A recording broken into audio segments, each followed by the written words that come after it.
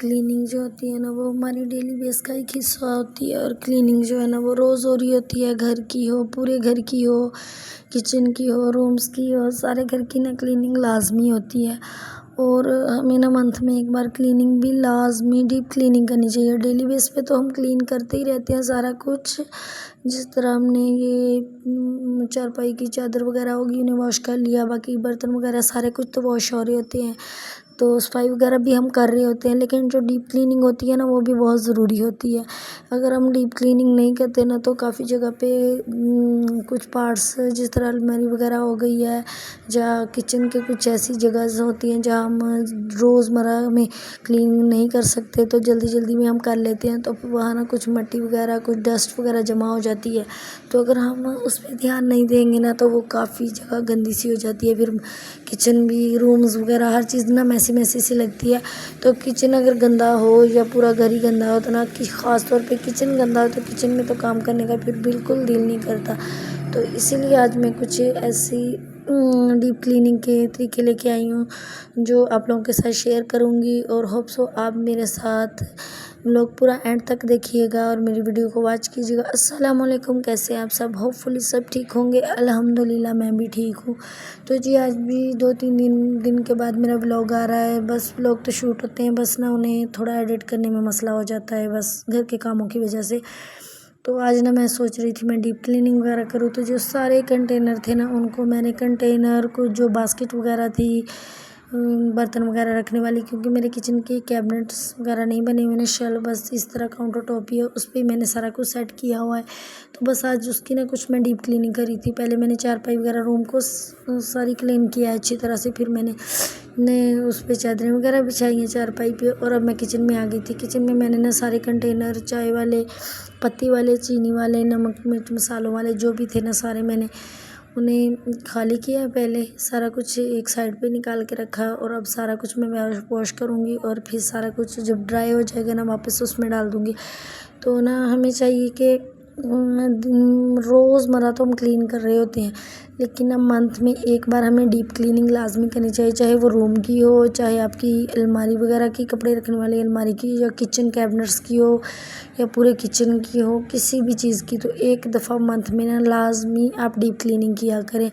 जो अलमारी वगैरह में कपड़े होते हैं ना तो उन्हें सारे एक दफ़ा निकाल के बाहर हवा वगैरह लगवा लिया करें, ड्राई वगैरह। इस तरह ना वो अलमारी में टिड्डियाँ वगैरह सी हो जाती हैं ना, तो एक बार अगर हम उन्हें बाहर हवा वगैरह, धूप वगैरह लगवा लेंगे ना, ड्राई कर लेंगे, तो फिर वो सारा कुछ साफ़ रहता है। और अंदर से सारा कुछ साफ़ करके दोबारा बिल्कुल सेट करके रखें तो हमें चीज़ ढूंढने में आसानी होती है और जगह गंदी भी नहीं लगती। और रूम्स वगैरह होते हैं ना, कुछ चीज़ें ऐसी होती हैं जो हम हटा नहीं सकते बार बार, तो मंथ में एक बार सारी चीज़ें, सोफ़ाज़ वगैरह हो गए, बेड हो गया, या चारपाइयाँ वगैरह हो गई, तो उन्हें साइड करके ना एक दफ़ा डीप क्लीनिंग लाजमी किया करें।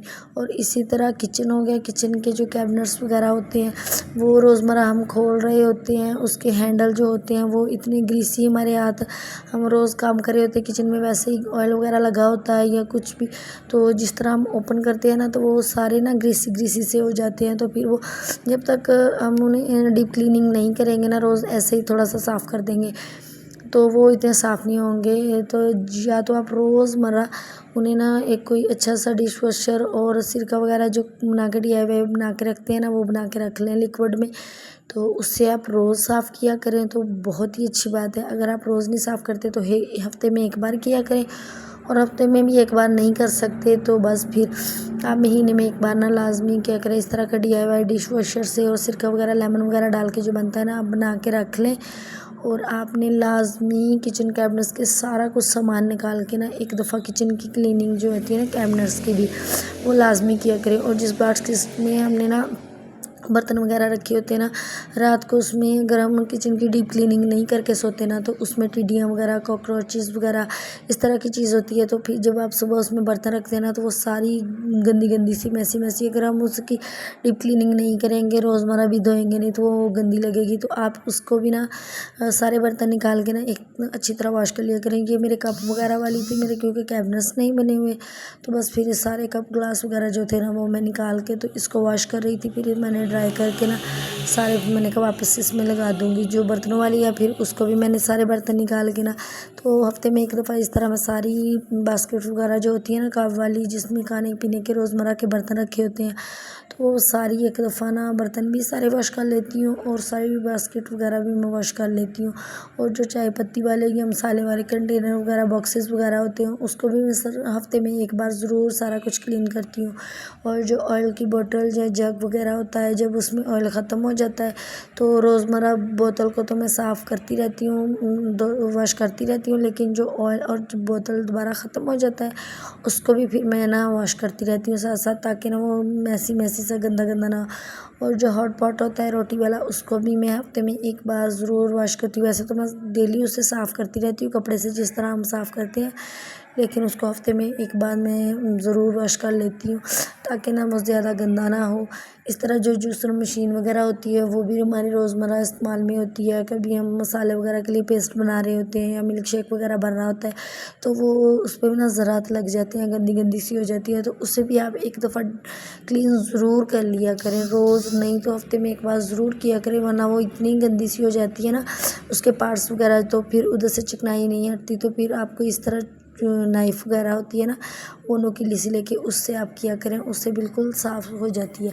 तो इस तरह सारी चीज़ों की ना मैं एक दफ़ा डीप क्लीनिंग लाजमी कर लेती हूँ। आप भी इस तरह किया करें। इस तरह हमारा किचन गंदा नहीं होता, मैसी नहीं होता। किचन में जब खाना पका रहे होते हैं ना, वो गंदा नहीं लगता। और सारी जब चीज़ें जब साफ़ होती हैं ना, तो फिर किचन में काम करने का भी मज़ा आता है। जब किचन ही गंदा होगा ना, तो फिर काम करने का मज़ा ही नहीं आता।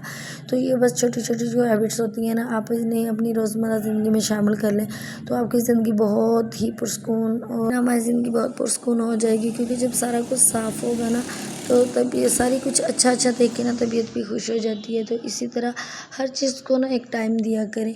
जिस तरह किचन है, घर हो गया, बच्चे हो गए, हस्बैंड हो गया, इस तरह सारी चीज़ों को ना आप टाइम दिया करें। क्योंकि जब इंसान किस चीज़ को टाइम देता है ना, तो उसका तब हमें पता चलता है। जिस तरह हम किचन हो गया, घर हो गया, वो उसको गंदा ही रहने देंगे कि बस नाश्ता किया है तो बस करके हमने और कोई काम नहीं किया, सारा कुछ गंदा रहने दिया, तो उसको आप ये अंदाज़ा लगा लें कि आप उसको हफ्तों साफ़ नहीं करेंगे तो कितनी उस पर डस्ट जमा हो जाएगी। इसी तरह आपने ना जिस तरह सारा कुछ क्लीन करना होता है ना, इस तरह जब बच्चे स्कूल से आ जाते हैं तो थोड़ा टाइम अपने बच्चों को भी दिया करें। जब हम बच्चों के साथ बैठते हैं ना, उन्हें प्यार से कोई बात समझाते हैं, उसे तवज्जो देते हैं, तो फिर बच्चे भी हमारी बात को ना पिक करते हैं, सुनते हैं। अगर जब हम अपने ही कामों में बिज़ी रहते हैं, सोशल मीडिया को बस स्क्रॉलिंग करते रहते हैं, टिकटॉक इस तरह कुछ भी बस चीज़ें देखते रहते हैं ना, तो फिर बच्चों को भी लगता है कि हमारे माँ बाप हमें टाइम नहीं दे रहे। उनमें ना बस थोड़ा चिड़चिड़ापन सा आ जाता है। तो इस तरह सारे घर को ना मैनेज करके चला करें। सारी चीज़ों को ना आप पोर्शन में डिवाइड कर लिया करें कि किस दिन या किस टाइम पे आपने कौन सा काम करना है, और बच्चों को टाइम देना। क्योंकि सुबह के टाइम तो बच्चों का बस स्कूल का टाइम होता है, जल्दी जल्दी उनको लंच करो पैक करके दिया, बोतल पानी की दी, और बस नाश्ता वगैरह करवाया, स्कूल भेज दिया। जब स्कूल से आते हैं थोड़ा टाइम बस उन्हें शावर वगैरह दिया, और उसके बाद उन्हें खाना वगैरह खिलाया। फिर बस थोड़ी देर वो खेलते वगैरह हैं, तो फिर उसके बाद कारी के आने का टाइम हो जाता है। फिर वो थोड़ी देर कारी के पास भी पढ़ते हैं। फिर घर का उन्हें जो होमवर्क वगैरह होता है वो करवाना होता है। तो इस तरह थोड़ा सा टाइम जब बच्चे सारा काम कर लेते हैं ना, तो थोड़ा सा ना अपनी ज़िंदगी में से टाइम निकाल के 10 मिनट 20 मिनट अपने बच्चों के साथ स्पेंड ज़रूर किया करें, ताकि बच्चों को फ़ील ना हो कि हमारे माँ बाप ना हम पे तवज्जो नहीं दे रहे। जब हम उन पे तवज्जो देते हैं ना, तो वो हमारी बात को सुनते हैं। जब उन पे तवज्जो देना छोड़ देंगे ना, वो फिर इतने चिड़चिड़े से हो जाते हैं ना, वो हमारी कोई बात नहीं सुन रहे होते। तो इस तरह करके कामों के साथ साथ बच्चों को, हस्बैंड, सारी चीज़ों को लेके मैनेज करके चला करें, तो फिर हमारे काम जो होते हैं ना, वो बड़ी आसानी से हो जाते हैं।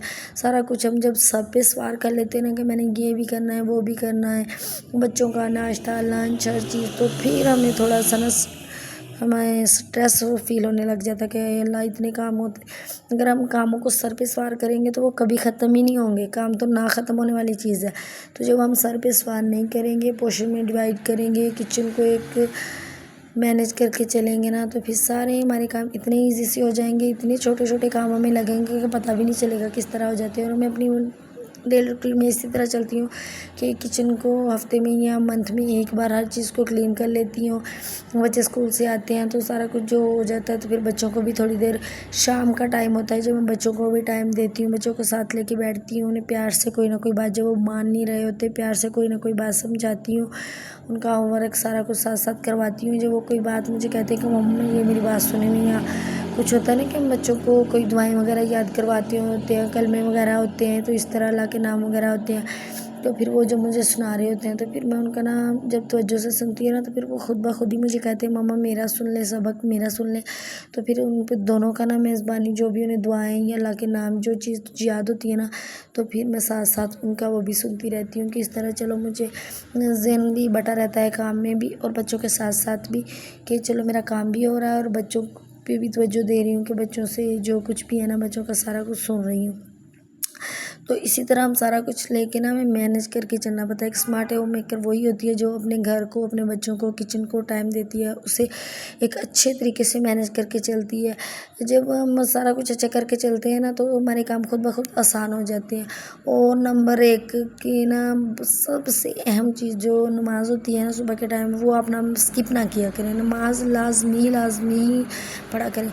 जब हम सुबह के टाइम नमाज़ पढ़ते हैं ना, नमाज के बाद हमारा दिन, सारा दिन इतना पुरस्कून हो जाता है, इतना पुरस्कून हो जाता है कि सारे काम हमारे खुद ब खुद इतनी आसानी से हो रहे होते हैं।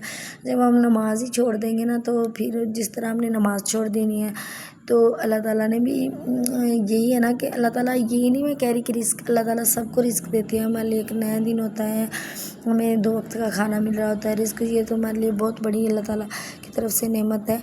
लेकिन जब हम नमाज ही नहीं पढ़ेंगे, बस शुरू हो जाएंगे कामों में, तो फिर सारा दिन ना हम कामों में ही लगे रहते हैं। जब हम इबादत से अपना काम स्टार्ट करते हैं ना, तो हमारा इबादत से स्टार्ट करते हैं तो हमारे काम में भी बरकत होती है और काम बड़ी ही जल्दी से और आसानी के साथ हो जाते हैं। तो होप सो आपको जो व्लॉग अच्छा लगे तो लाइक, कमेंट और शेयर कीजिएगा, और फैमिली एंड फ्रेंड्स में शेयर कीजिएगा, और मुझे सपोर्ट कीजिएगा, मेरे चैनल को सब्सक्राइब कीजिएगा। बस यहाँ से मैंने थोड़ा सा अपने टाइम निकाला था और चाय बना ली थी, इतनी थकन सी हो रही थी ना, तो बस फिर मैंने चाय बना ली थी और अपनी चाय को एंजॉय करूँगी। तो आप मेरे व्लॉग को एंजॉय कीजिएगा और मुझे कमेंट बॉक्स में ज़रूर राय दीजिएगा। मिलेंगे नेक्स्ट व्लॉग में। अल्लाह हाफिज़।